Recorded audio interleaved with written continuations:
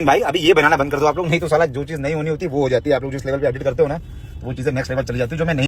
विशाल सिंह का मामला तो आप लोगों को पता ही होगा, उसके बारे में बात कर लेते हैं। लेकिन पहले बात कर लेते हैं पावर स्टार पवन सिंह के बारे में। इनका एक गाना आया है, काफ़ी ज़्यादा वायरल है। उसके पहले इनका एक घघड़ी सॉन्ग है जो 1 नंबर ट्रेंडिंग है, और 1 नंबर के ट्रेंडिंग स्थान को छोड़ने का नाम नहीं ले रहा है। बाकी लोग कितना भी मेहनत कर रहे हैं और 1 नंबर को छोड़ नहीं रहे हैं। वहीं पवन सिंह पूरा फॉर्म में आ चुके हैं।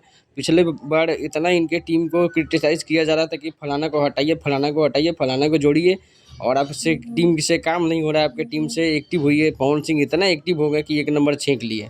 वहीं विशाल सिंह का कुछ लफड़ा हो गया था और रजत दलाल के साथ। ये सारी चीज़ें हुई तो फुकना इंसान को लेकर के दोनों ने एक दूसरे को चैलेंज किया। चैलेंज के बाद कोई पीछे नहीं हटा।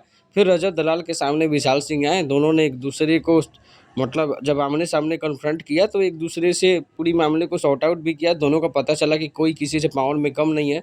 लेकिन मानना पड़ेगा विशाल सिंह भी पीछे नहीं हटा है। दरअसल कुछ तो बात है कि विशाल सिंह के सामने रजत दलाल को झुकना पड़ेगा। लेकिन बाद में विशाल सिंह ने एक स्पेशल वीडियो भी डाला है कि आप लोग जो रील्स बना रहे हो सिग्मा वाला, इस तरह का रील्स मत बनाओ, क्योंकि जो मामला दब गया है वो झगड़ा फिर से हो जाएगा। तो आज के वीडियो में इतना ही।